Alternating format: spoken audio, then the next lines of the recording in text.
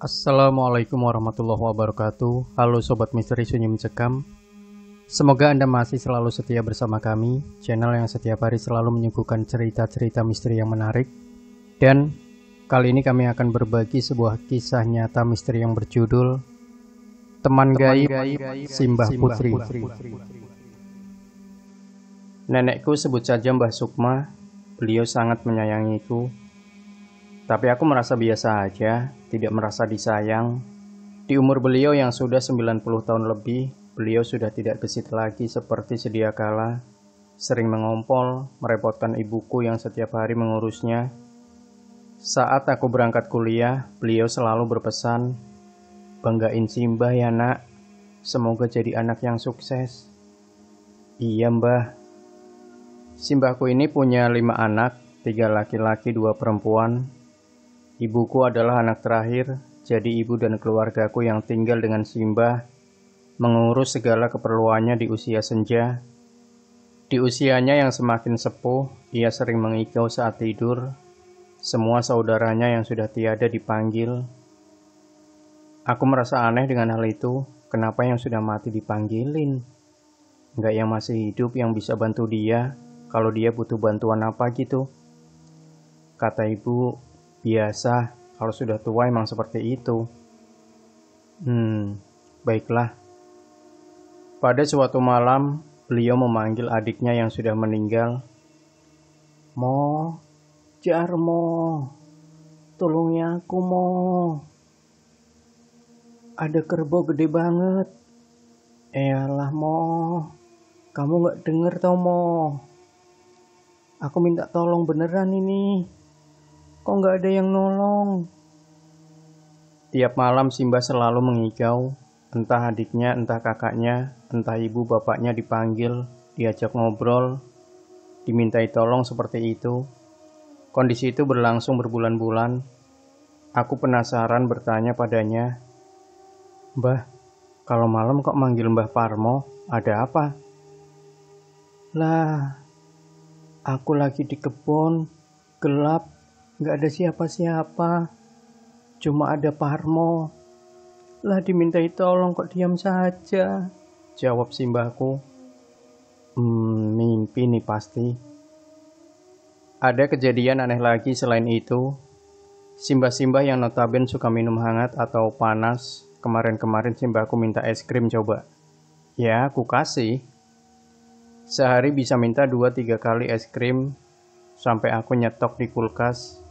Padahal sebelumnya nggak pernah stok es krim. Aneh batinku. Beberapa bulan setelah itu, masih disertai sering mengigau dan hobi minum es krim, Simbahku jatuh sakit. Simbahku dirawat di rumah sakit selama kurang lebih seminggu. Ada sakit medis yang aku nggak bisa ceritain di sini. Sebelum dibawa ke rumah sakit, aku sudah merasa ada yang nggak beres dengan Simbahku. Katanya, orang zaman dulu sering punya cekelan atau semacam senjata yang tak kasat mata. Cekelan ini bisa berupa susuk, jimat, pusaka, dan lain-lain. Aku gak memahami hal-hal begitu.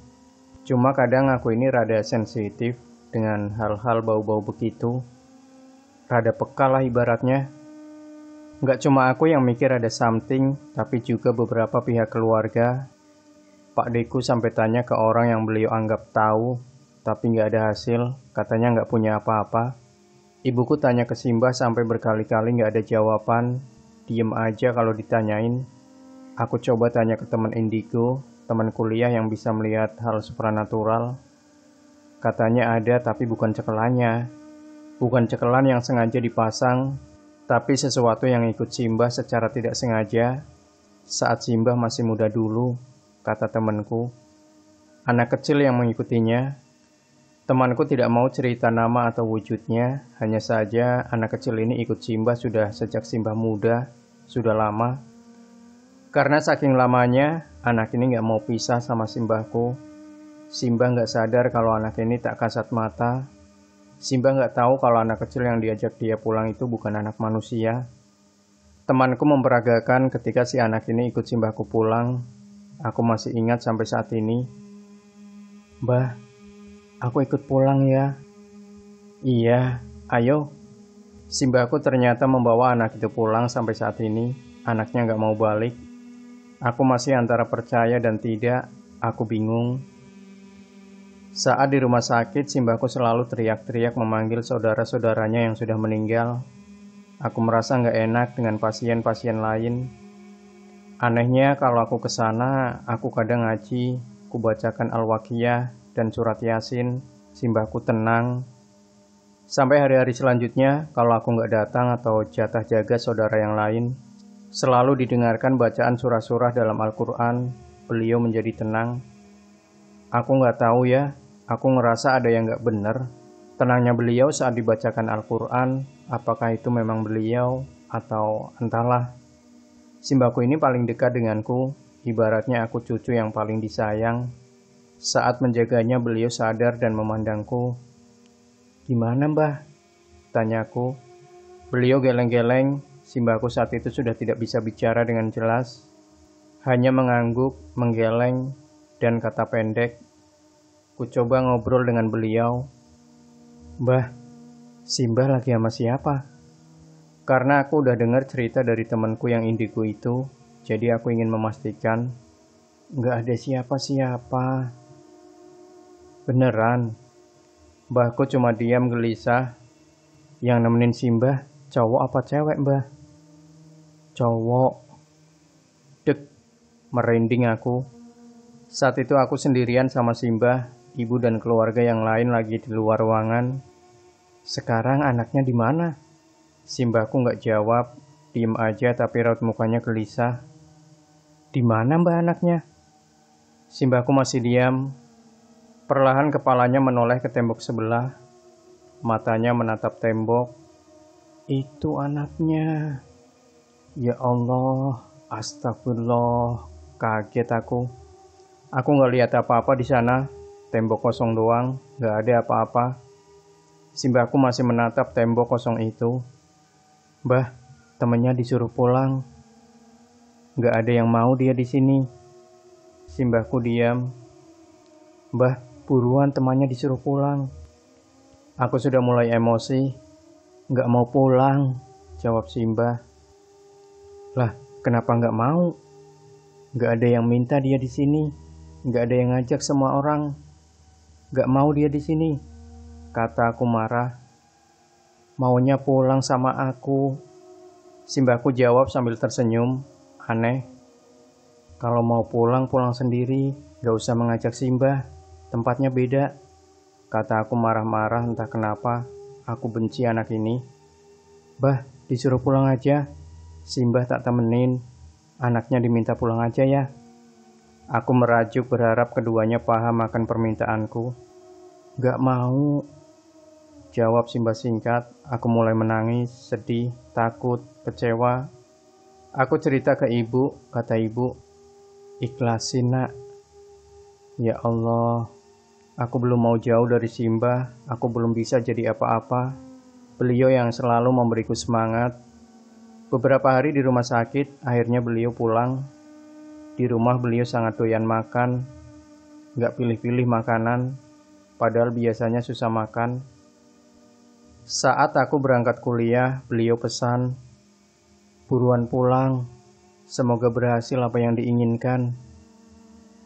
Hari-hari begitu indah, Simbahku sembuh, walau belum total, seenggaknya dia mau makan. Kuliahku juga lancar, ibuku juga tenang, melihat Simbahku begitu terlihat sehat. Hari Jumat, aku ingat 1 minggu sebelum puasa. "Bu, saya buatkan teh hangat ya," kata ibuku nawarin ke Simbah. "Iya," jawabnya singkat. Aku yang buatin teh hangat, ibuku mengajak Bude buat gantiin popok Simbah karena nggak bisa gantiin sendiri. Aku antar teh ke kamarnya, Simbahku tidur, lalu masuk bersama Bude. "Mbah, mbah, ayo ganti popok." Simbahku diam. "Mbak, Simbah cuma diem aja." Ibuku teriak manggil Bude, khawatir sekali wajahnya. "Mbok, mbok." Budeku manggil Simbah. "Mbok, bangun mbok." Diam tak ada jawaban. Ayahku datang memegang kakinya. "Sudah dingin." Budeku mengecek nadi dan nafas tiada. Ayahku segera lari manggil dokter. Kebetulan tetanggaku seorang dokter, dan kata dokter itu sudah meninggal. Innalillahi ya Allah. Perasaan baru ditawari teh, tiba-tiba sudah nggak ada. Innalillahi wa inna ilaihi roji'un. Aku masih syok, masih keinget sampai sekarang. Kakinya memang dingin, tapi tangannya masih hangat. Aku kehilangannya. Aku tahu semua sudah ditakdirkan olehnya. Sedih, iya. Marah, iya. Kecewa, iya. Aku belum bisa jadi apa-apa seperti harapan beliau. Sebenarnya ini nggak horor banget sih, sedih banget malah ya. Tapi di sini ada sesuatu yang aku pelajari. Baik boleh, tapi jangan sembarangan mengajak orang untuk pulang, untuk masuk dalam kehidupan kita. Mungkin niat Simbah baik, nolong anak itu, tapi ternyata si anak memberi kisah sendiri. Aku menyalahkannya, ya tentu. Tapi aku tidak sepenuhnya menyalahkan, bisa jadi karena anak itu, Simbah tidak kesepian waktu mudanya, menjadi punya teman cerita. Tapi tidak dipungkiri, aku membencinya. Sudahlah. Ini pelajaran berharga bagiku. Ini cerita sedihku. Kehilangan orang yang benar-benar berarti dalam hidupku. Maafkan jika cerita ini berisi hal-hal yang kurang horor menurut kalian. Dan malah cerita sedihku. Saat aku wisuda, aku mampir ke makam Simbah. Bah, aku lulus. Al-Fatihah untuk beliau. Amin.